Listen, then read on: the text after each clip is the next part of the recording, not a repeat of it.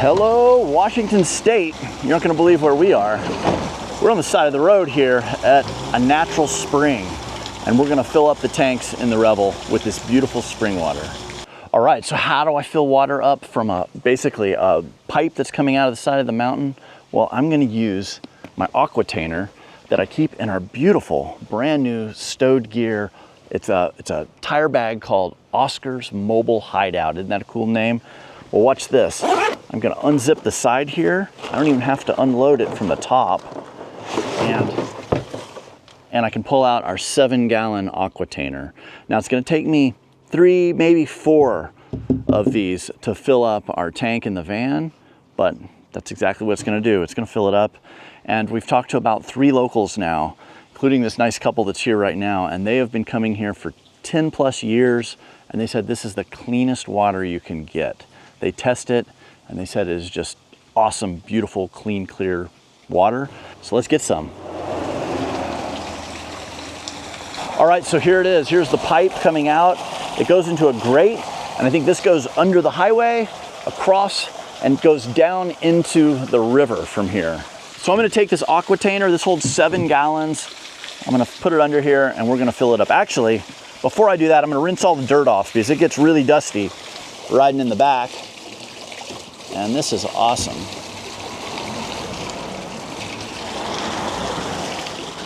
All right, open it up. Give it a little swish. Water is coming on my feet. It is cold. Here we go. 7 gallons. Let's see how long it takes. I'm not speeding this up. You're gonna see actually what it is. This thing is flowing good. It's over halfway now. Ooh, it's getting there. This water I can see is crystal clear.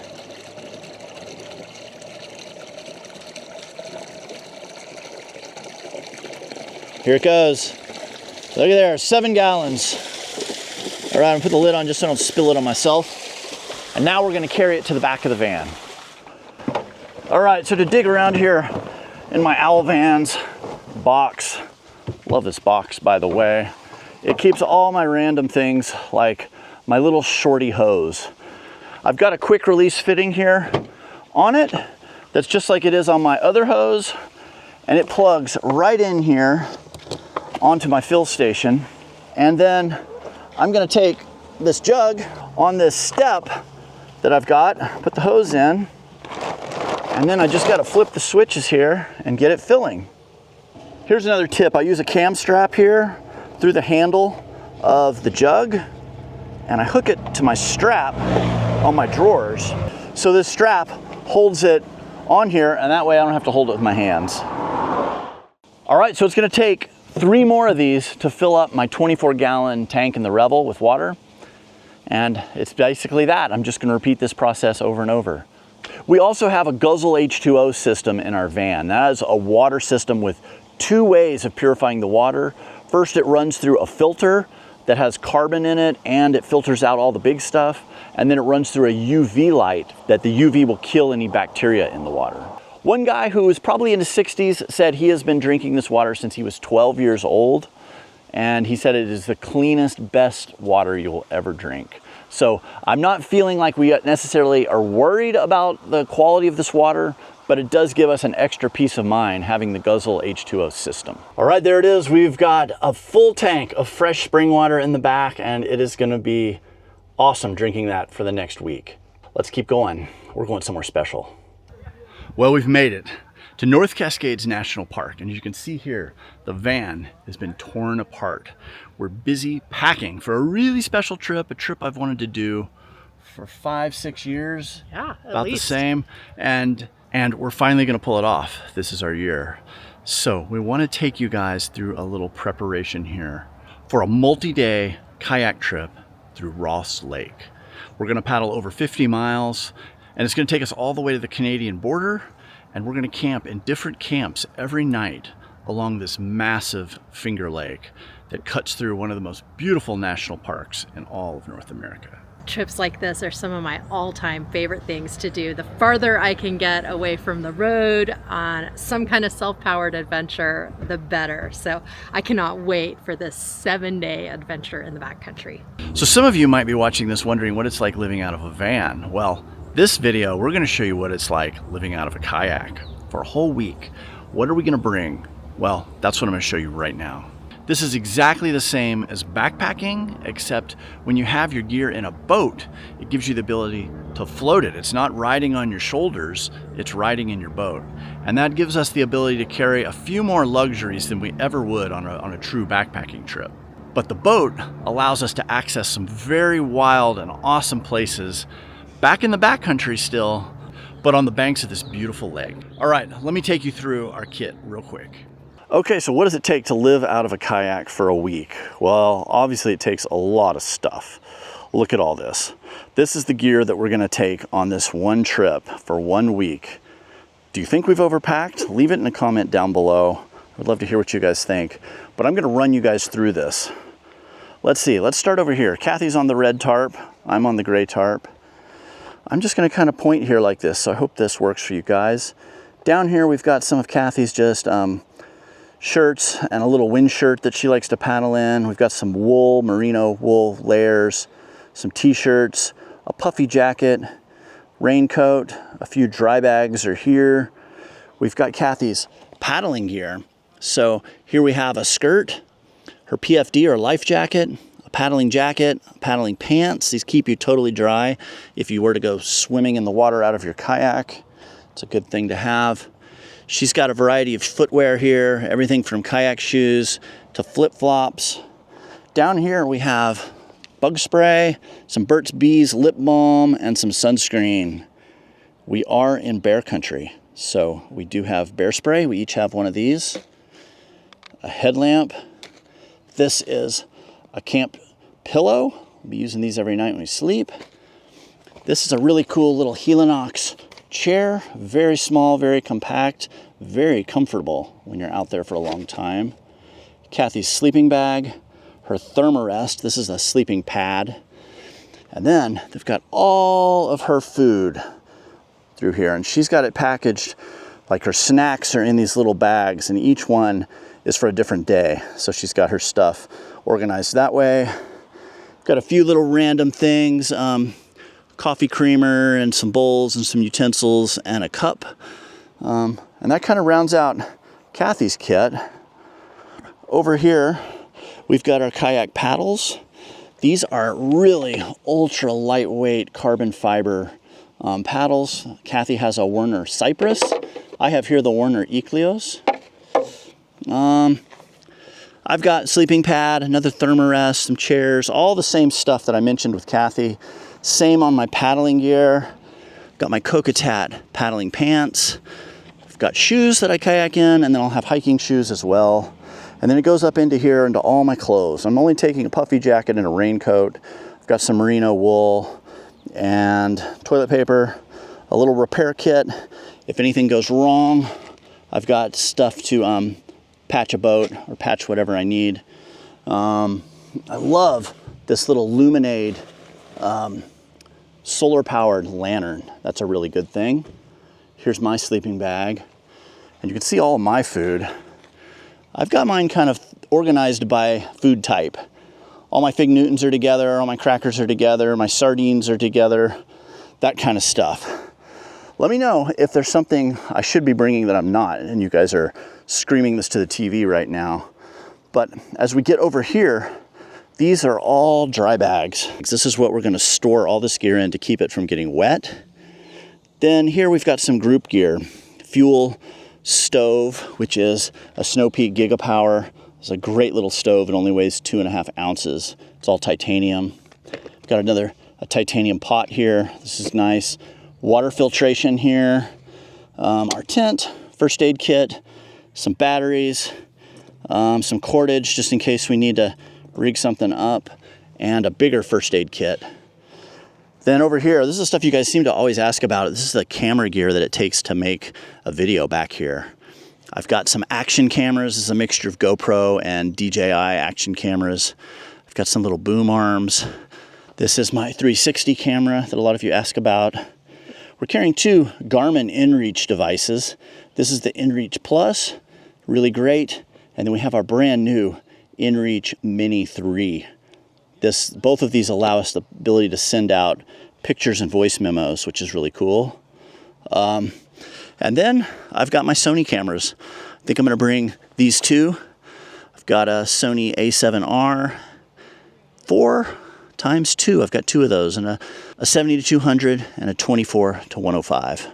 And what would this trip be without our kayaks? These here are Eddyline kayaks. They're a thermal formed kayak. They're super light, super fast. This one right here is called a Sitka, basically 15 and 16 feet. Let's see, on top of that, there's a few things we're probably not mentioning, but we've got spare paddles, we've got bilge pumps. What do you guys think? Are we set? Are we gonna make it? Are we gonna freeze to death? Are we gonna be hungry? Those are the things I would love it if you would tell me right now. But please leave it in the comments down below if there's anything you think we should have or shouldn't have or won't need.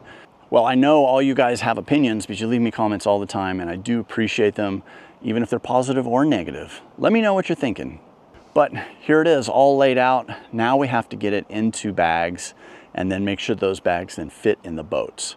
That's the next hurdle for this afternoon. And then tomorrow morning, we're blasting off and we're out of here. All right, we're gonna package this up a little bit and we'll let you know how that goes.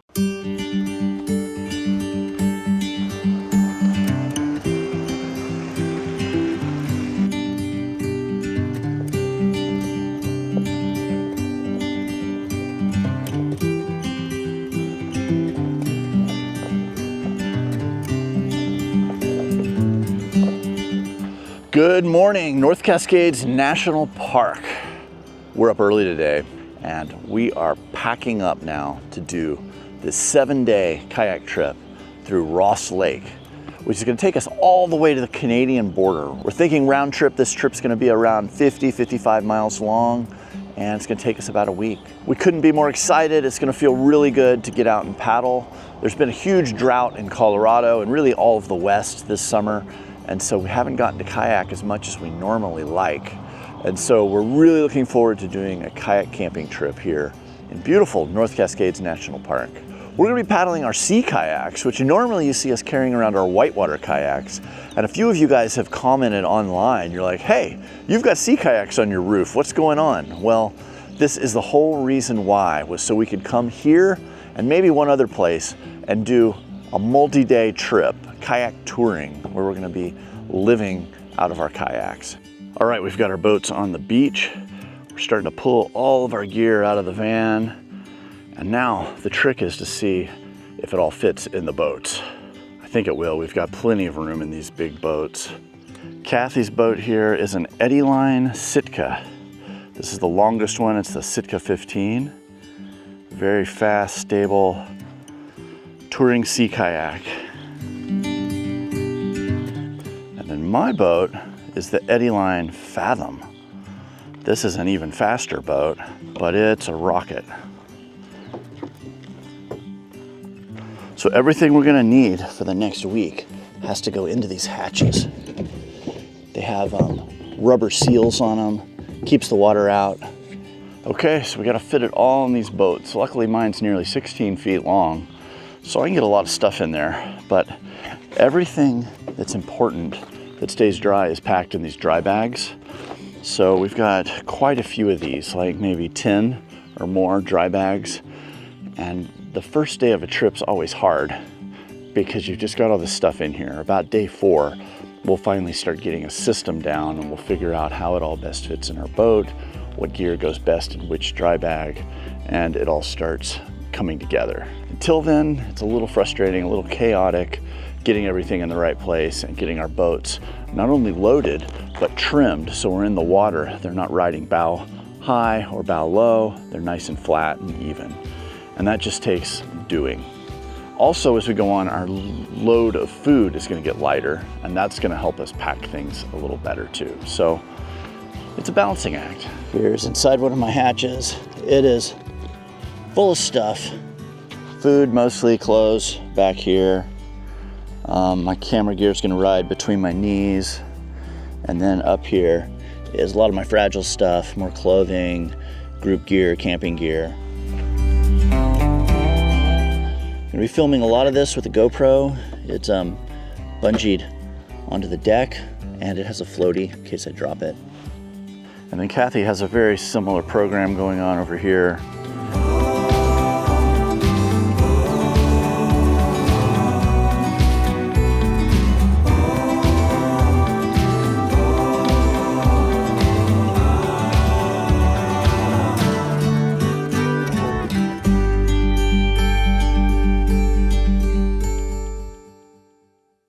All right, we're floating. We're out of here.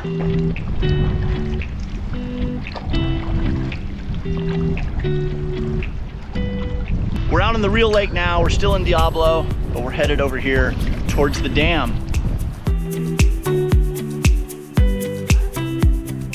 All right, this is the Portage dock. We're gonna wait here till the truck comes. There's some other folks here who have already called, and now we just wait to get on board, and they're gonna drive us up to the top of the dam. All right, here's the truck coming down. This is the Portage. All right, we are on the shuttle truck. Check this out.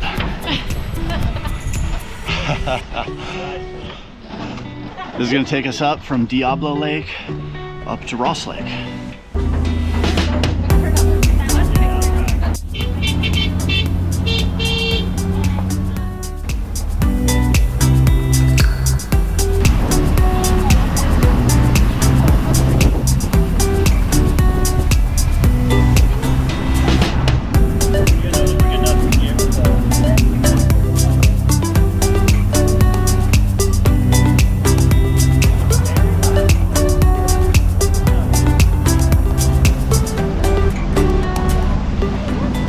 This would have been really hard to carry our boats up. Even if we had wheels, we have these little trolley wheels that you can put under the kayaks and then pull them up like a little trailer. This is a long ways and it's very steep. It is a nice road, crushed gravel, but I'm so glad we're on the back of this truck right now.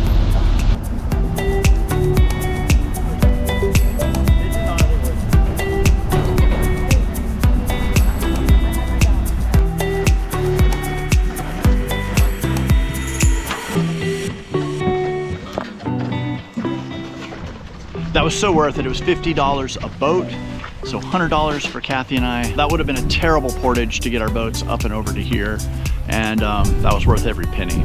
Right across the lake here is the Ross Lake Lodge, and I guess it's a pretty awesome place to stay. I don't know, we're not gonna stay there. Let's get on the water. We still got some miles to make before we get to our camp. Portage down, we are officially on Ross Lake. This is really cool. Now, we've got 25 miles to get to the end of the lake, and luckily we're not doing all of that today. We're just going to a place called Cougar Island, and that'll be our stop for the night. It's about 2.4 miles left to go. We're about halfway to our camp now, and honestly, we've got the wind at our backs. It's been pretty smooth going. The views, look at these mountains. This is just gorgeous up here. The water's clean and clear, and I was expecting it to be a little colder than it is. So all in all, this is proving to be an awesome first day. Land ho, matey, look at where we are.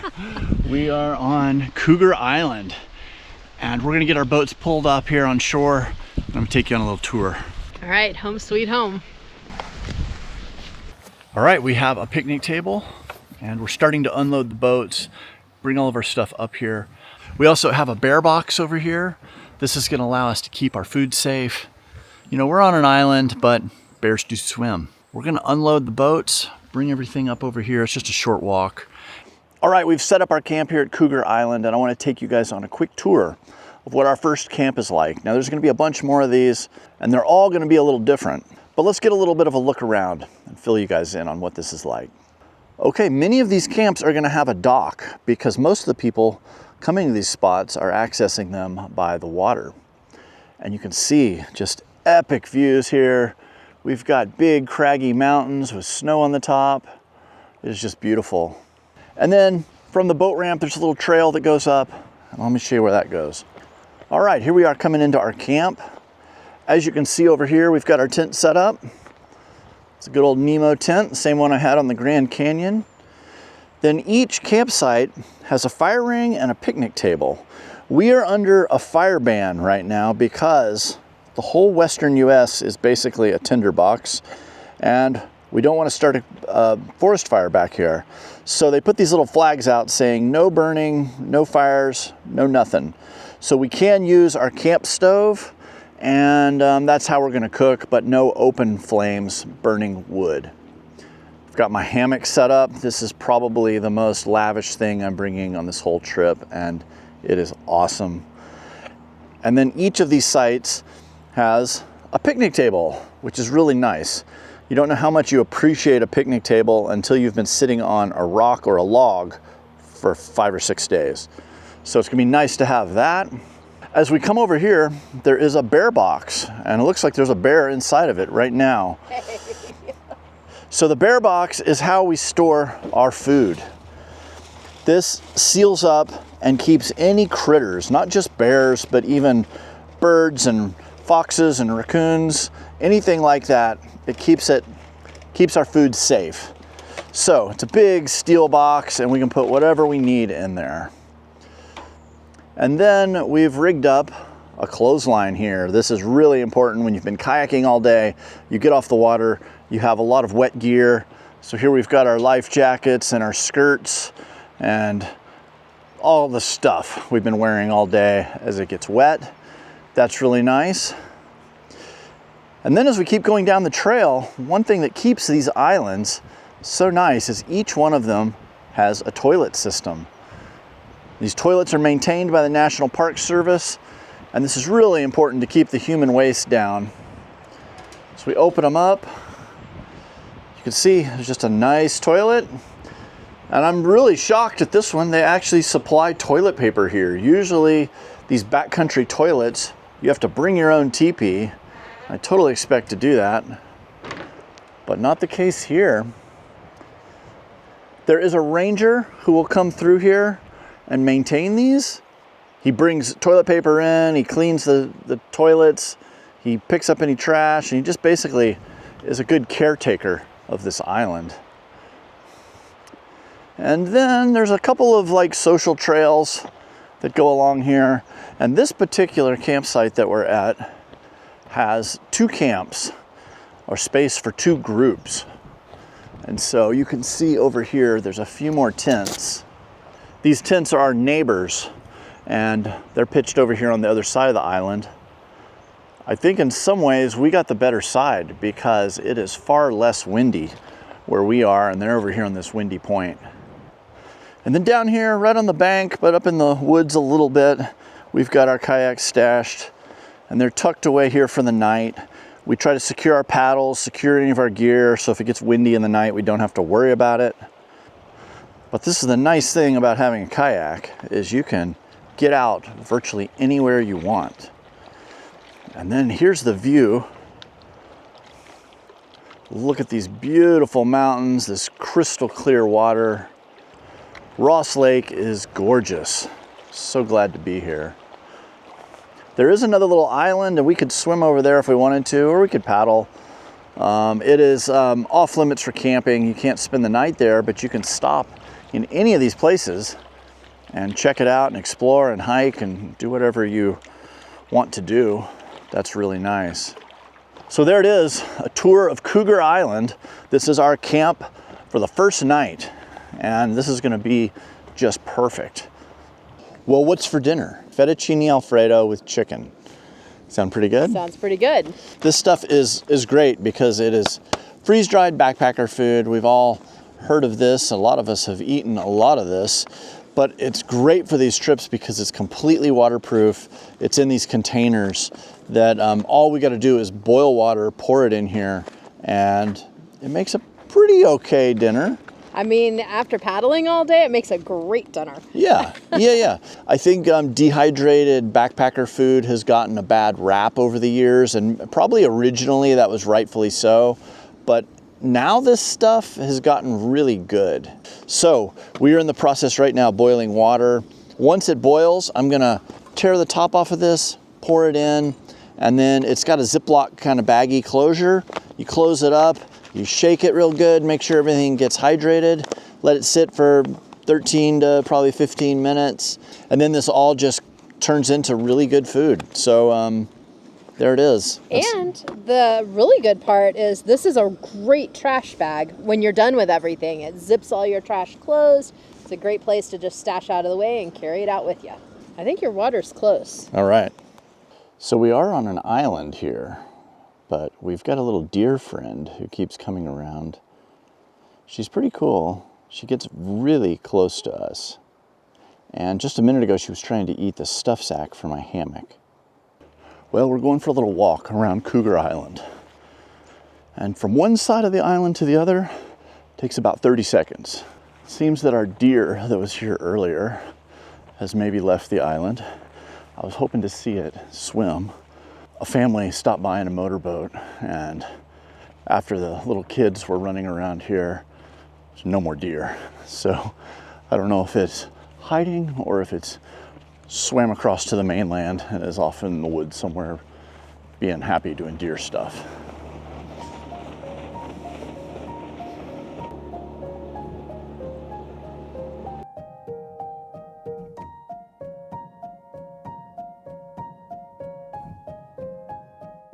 Well, two of the best things you can have on a trip like this is an inflatable backpacking pillow and your good old hammock. This is about as good as it gets on a kayak camping trip. Kick back in the hammock, enjoy the sunset. It's been a good first day, and we've got 6 more ahead of us. I think we're gonna turn in early tonight, get up early in the morning, and hopefully get on the water before the wind picks up. So there it is, guys. We'll see you in the morning.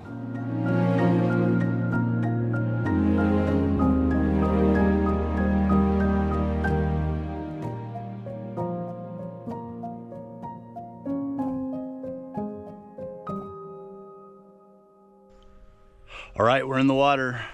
It's time to make some tracks. We got about 9 miles to do today to get to our next camp. It's another island. It's 8 a.m. We're launching now. Let's hammer it.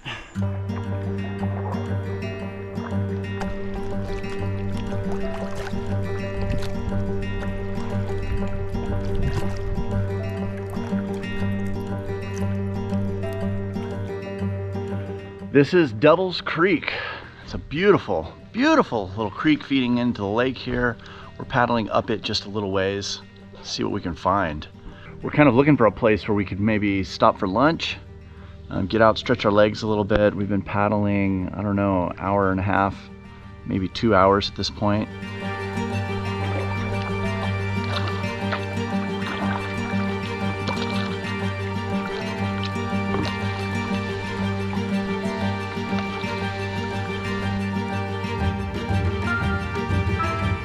Goes up here quite a ways through this beautiful walled-in gorge. We've come to a little bit of a log jam here, but we can hear a waterfall right ahead of us.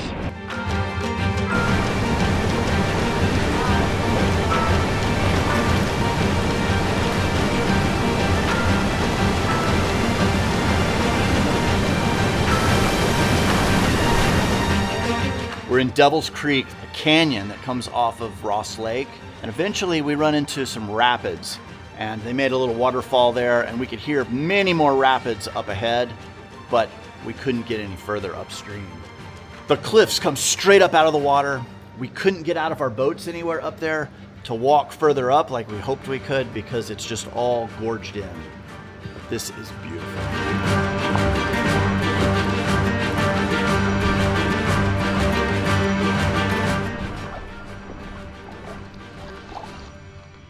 There it is, Cat Island.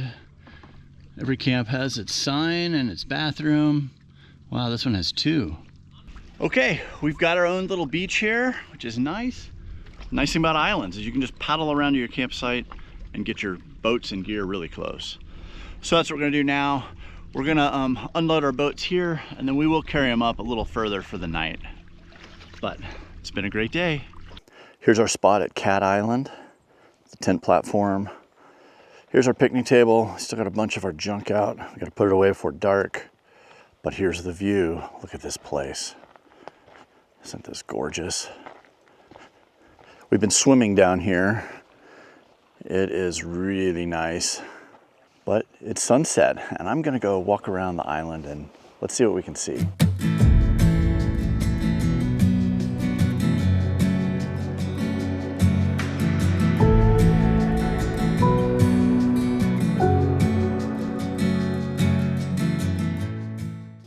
Well, good morning from the tent.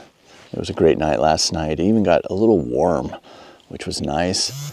But the lake is glass smooth and it is calling our names. We need to get out there and make some tracks because we've got a little over 9 miles to do today. Good morning from Ross Lake.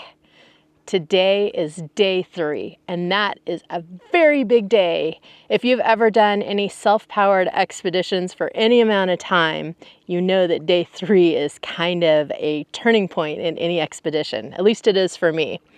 Here's what I think happens.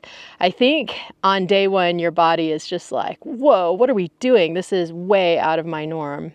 And then day 2, the body still protests a little bit and it's like, oh my gosh, when are we gonna be done with this? But I think there's a little bit of magic that happens on day 3 and your body kind of becomes resigned to the fact that you're gonna be working hard all day, kayaking or backpacking or whatever it is. We woke up a little bit tired this morning and a little bit creaky and sore. We planned day 3 to be a short day. We're only going like 3.5 miles and then we're gonna go relax at camp.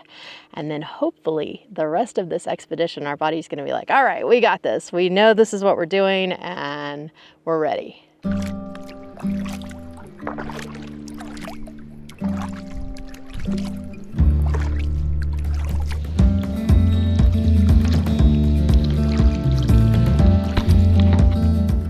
All right, this bridge is to Lightning Creek, which is another cool little side creek. We're gonna paddle up here a ways and hopefully it's as awesome as the last one because that was fantastic. All right, I think we're at the top. There's a rapid feeding into the creek here, so this is about as far up as we can paddle. But look at these views. Here's Kathy. This is gorgeous here.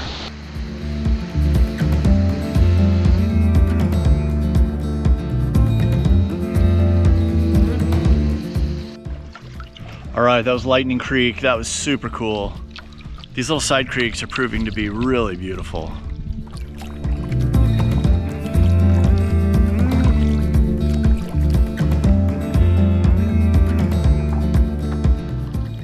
Okay, we've made it to our camp. This is Boundary Boat Camp. This looks like a really sweet camp.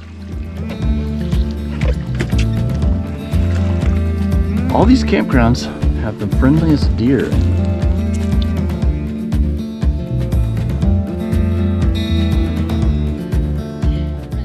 What do you got in there? Oh man, I've got all kinds of things. I've got some avocados.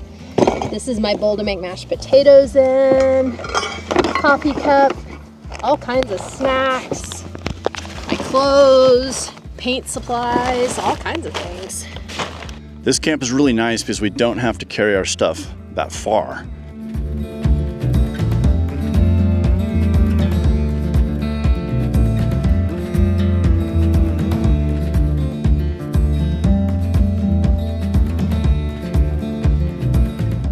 This mountain right here is in Canada.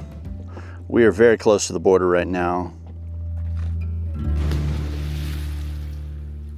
Woo.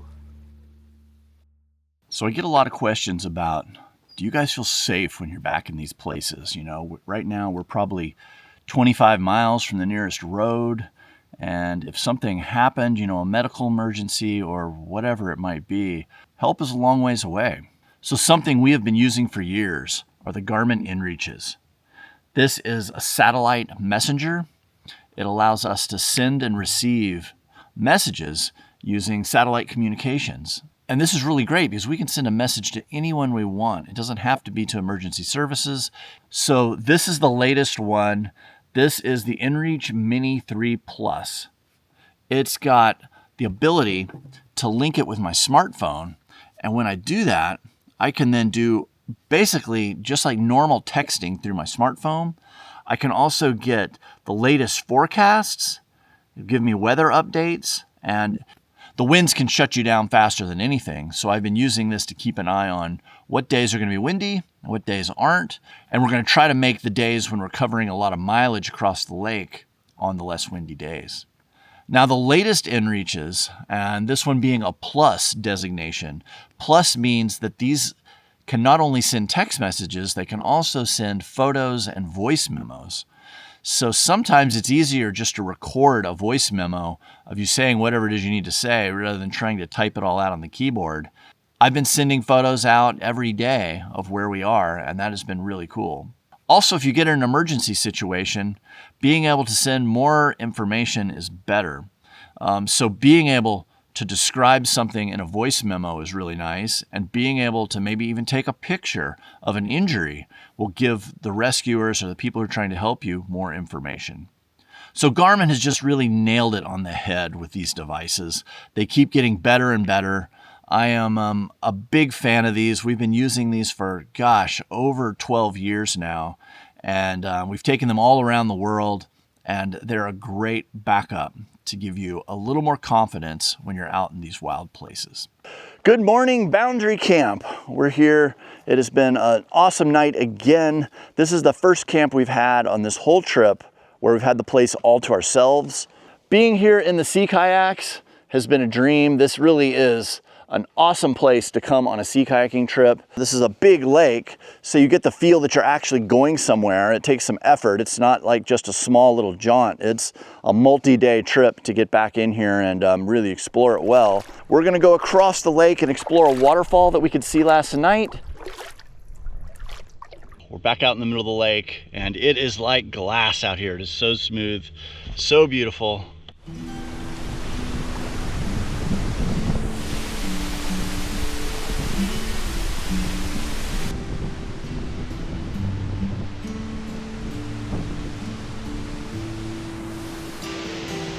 Look at that.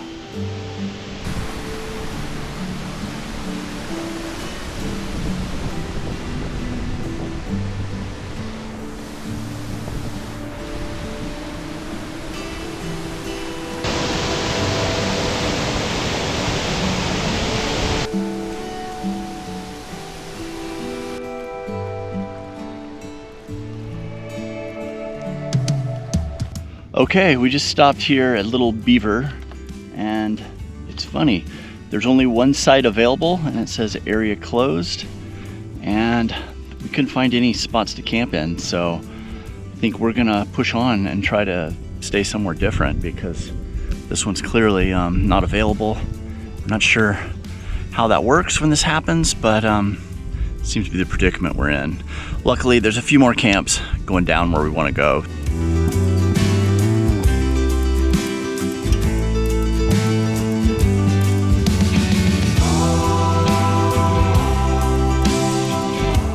Oh my gosh, look at that. This is called No Name Creek. Seems like something this spectacular would have a name, but I'm so glad we paddled up here to check it out. This is awesome. Let's keep going and see what else is over the horizon.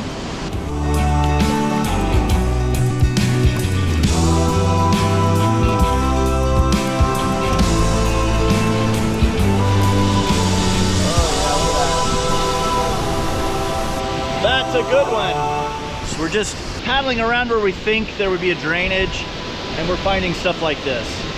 It's about 20 degrees cooler right here with the wind coming off the falls. Feels really good. And the water temperature, as I put my hand in, it's quite a bit cooler than it is just around the bend. Ross Lake, so awesome.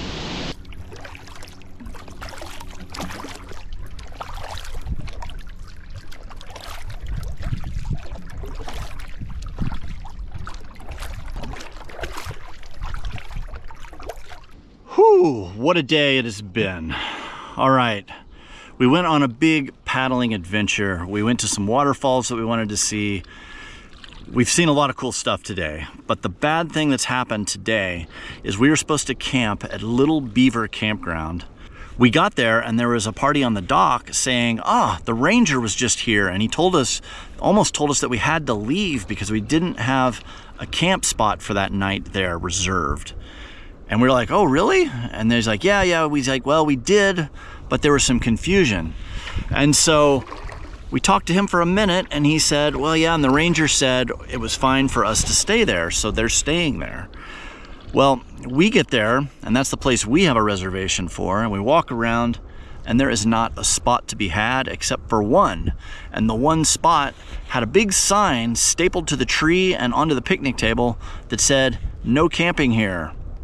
So we were like, there is not a place for us. So we're like, well, okay, let's keep going a little further. We know some more campsites down the way. Maybe we can find one where nobody is staying in it and we can stay there tonight. Well, we've been doing that now for about 6 hours. We've been paddling back down the lake, going to every campsite, and everyone is full. We were just at Rainbow Point. It was full of nude people. I don't know how many, maybe 15, 20. And that was a big surprise, but looked like they were having fun. And now we're cruising along here, going to every site that we can find, and they're all full. So what'll this mean for us? I don't know. We'll see. We're gonna keep checking. The sun is starting to get kind of where it's about to go over the mountains, and we need to keep making tracks. But I just wanted to fill you guys in on what's going on today. But you know, we are kind of worried that we're not gonna find a place to camp, and I don't know what we're gonna do. We're gonna keep pushing on now, and we'll see what we can figure out. I'll keep you guys in the loop.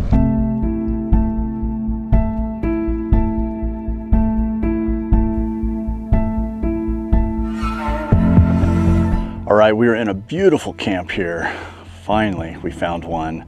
And tonight is our last night, so I have something special. Never done this before on a trip. Yes, I'm gonna see if we can pop popcorn over a camp stove. Oh, there's instructions. Oh my gosh, look at this. It says gas range or camp stove. Wow, this is an original idea. I thought it was. I'm almost out of fuel too. Hopefully this will work. I need to hear sizzling sounds, and then I need to shake it vigorously. I don't know if that's vigorous enough. Okay, I'm starting to hear it. Get a little crackly sound. Oh, there's steam coming out of the little hole in the middle. This is exciting. It's supposed to smell like it's burning. I don't know. Okay, I'm gonna make a holder with this because this is getting hot. Here it goes. You see it? It's popping. What do you think? Is it done? Let's see what happens. Oh yeah, look at that. Looky there. We have popcorn. That's awesome. Look what I got you. What do you have? Here, grab. Thank you. You're welcome. Enjoy. All right, I will. All right, guys, I'm afraid I'm basically having popcorn for dinner. So we're gonna eat a little popcorn. We're gonna turn in early. So it's been a long day. Good morning, McMillan camp. Last night was hot, like so hot I couldn't even use my sleeping bag. So we didn't sleep great. We're on our way out of here. We're packing up for the last time. We're gonna paddle about 3 miles to the dam, another 2 or 3 miles back to the van from the dam, and we've got that portage to do again. So it's still gonna be a full day.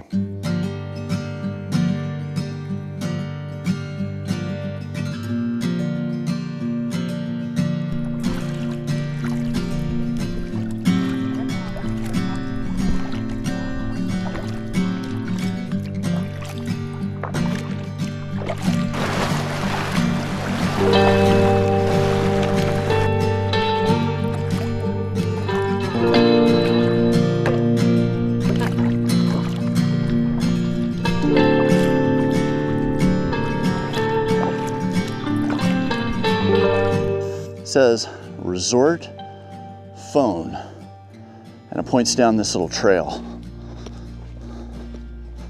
So let's see if we can find the phone down here. This is the phone that will call the resort, to call the truck, to then portage us around the dam. So it's an important phone to find. So otherwise we got to carry these 100-pound boats Phone is inside box on pole.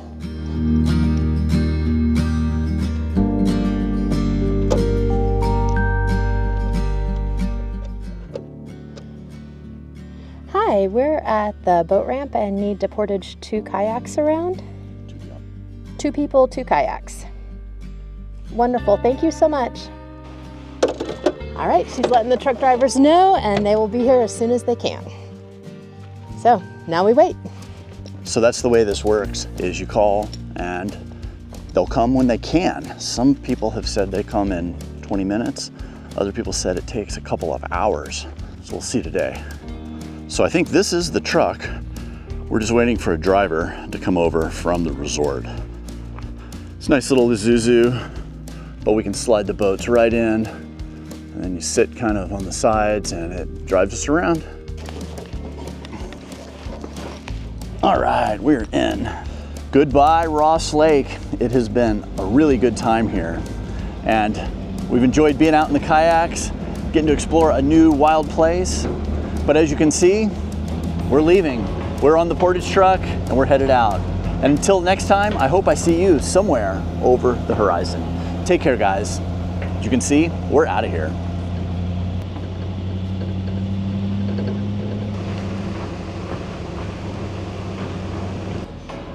All right, now we're backing down to the lower boat ramp. This lake here on the right, it looks almost like a river. It's very narrow here where it comes out of the dam. This is Diablo Reservoir. Beautiful water.